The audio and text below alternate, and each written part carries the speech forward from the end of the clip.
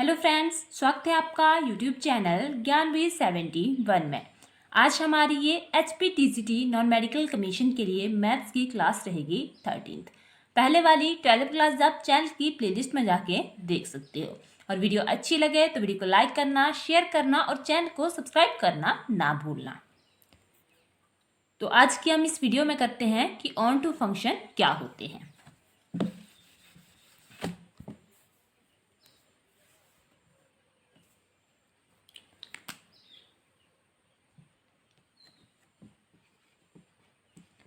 On to function,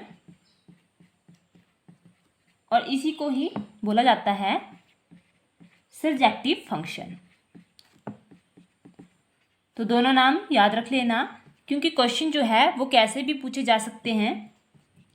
और फिर अगर दूसरा नाम पता ना हो तो हम आता क्वेश्चन छोड़ के आ जाते हैं। छोड़ के आने का मतलब है कि हम वहाँ पे फिर कुछ और ही टिक करके आ जाते हैं। पता हमें पूरा होता है पर फिर भी हम उसके बारे में क्लियर नहीं बता पाते वहाँ पे। तो दोनों नाम आप अच्छे से याद कर लिया करो कि ऑन टू को ही सब्जेक्टिव फंक्शन बोला जाता है और सब्जेक्टिव को ही ऑन टू फंक्शन बोला जाता है। दोनों एक ही बात है। अब सबसे पहले मैं आपको इसकी डेफिनेशन से बता देती हूँ। A function from set A to B is said to be onto if each element of B is mapped at least one element of A।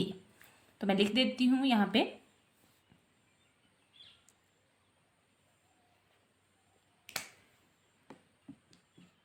A function F from set A to set B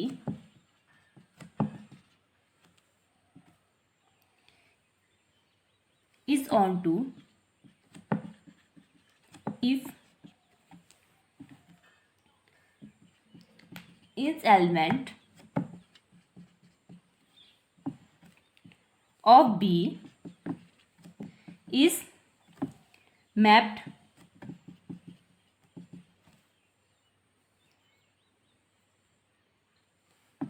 to at least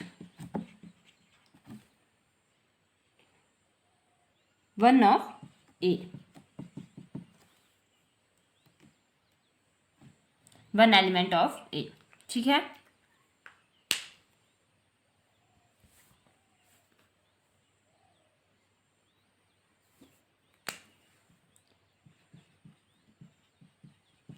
one element of ए। तो अब मैं आपको इसे simple तरीके से बताती हूँ कि एक्चुअल में ऑन टू फंक्शन होता क्या है। अब मैं ले रही हूँ दो सेट यहाँ पे कि ऐसे समझना अच्छा रहता है। ये सेट ए हो गया और सेट बी हो गया। सेट ए के एलिमेंट ले रही हूँ 1 2 3 और बी के ले रही हूँ मैं ABC। अब जब से हमने फंक्शन स्टार्ट करा है तो वहाँ पे हमने पहली कंडीशन मैंने बोली हुई थी कि सेट ए का कोई भी एलिमेंट खाली नहीं बचना चाहिए, तभी हम उस वाले रिलेशन को फंक्शन बोलते हैं। ये स्पेशल टाइप जो है वो रिलेशन होते हैं, उन्हीं से ये फंक्शन बनते हैं। ठीक है, तो सेट ए का तो कोई भी एलिमेंट ऐसा नहीं बचना चाहिए जिसकी की मैपिंग ना हो। अब यहाँ पे हम कर रहे हैं ऑन टू फंक्शन। तो ऑन टू फंक्शन में क्या है, इसमें हम मेन फोकस जो है वो बी सेट पे देंगे। ए से तो कोई एलिमेंट बचना ही नहीं चाहिए, वो मैंने आपको पहले ही बता दिया। मेन फोकस रहेगा हमारा बी सेट पे। ऑन टू में बी सेट का कोई भी एलिमेंट ऐसा नहीं रहना चाहिए जिसकी की मैपिंग ना हो। मतलब जितने भी मेरे पास ये एलिमेंट दिए गए हों, यहाँ पे मैंने 3 लिए हैं ABC, तो इन तीनों की मैपिंग होना जरूरी है। मतलब इस साइड को हम इनकी बोलेंगे इमेज और इनकी फिर ये होती है प्री इमेजेस। तो ऐसा बोलो कि जितने भी सेट बी के एलिमेंट हैं उन सभी की प्री इमेजेस एग्जिस्ट करना जरूरी है।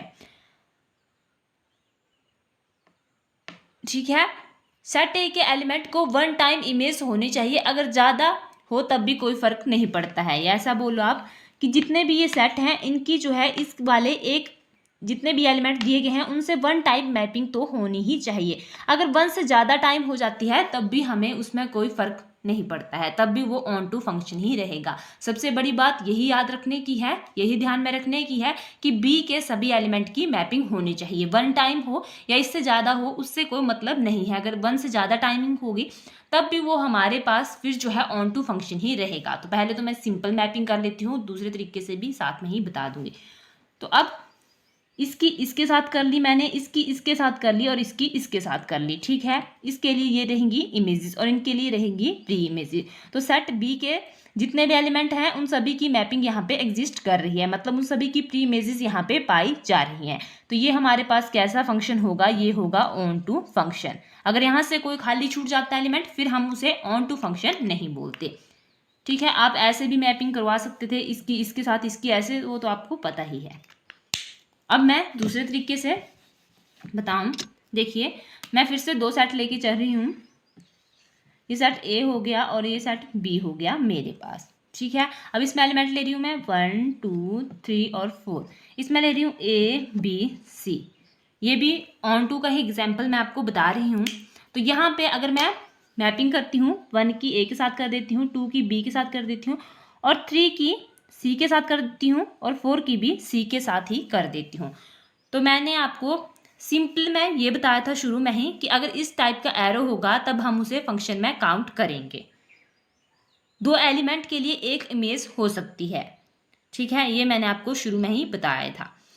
तो अब तो ये भी हमारे पास ऑन टू फंक्शन हुआ। कैसे हुआ वो मैं बार बार बोल रही हूँ कि वन टाइम अगर इसके साथ मैपिंग होगी तब भी ये ऑन टू फंक्शन होगा। अगर वन से ज़्यादा टाइम हो जाती है तब भी इसमें ऐसा कुछ नहीं है कि फिर ये ऑन टू फंक्शन नहीं रहेगा, तब भी ये ऑन टू फंक्शन होगा। बस कंडीशन एक याद रखना कि बी से सेट जो बी है उसका कोई भी एलिमेंट हमारे पास खाली नहीं बचना चाहिए। सभी के जो सेट बी के एलिमेंट है वो ए के साथ एसोसिएट करने चाहिए, दोनों में मैपिंग होनी चाहिए। ये ऐसा बोल लो कि सेट बी के जितने भी एलिमेंट हैं उनकी प्री इमेजेस एग्जिस्ट करनी चाहिए। अगर वन टाइम कर रही है तब भी ठीक है, अगर वन से ज़्यादा टाइम कर रही है तब भी हम उसे ऑन टू फंक्शन ही बोलेंगे। तो आज की वीडियो में हम इतना ही करेंगे। वीडियो अच्छी लगे तो वीडियो को लाइक करना, शेयर करना और चैनल को सब्सक्राइब करना ना भूलना। आगे वाले टाइप में आपको अगली वाली वीडियो में करवाऊंगी।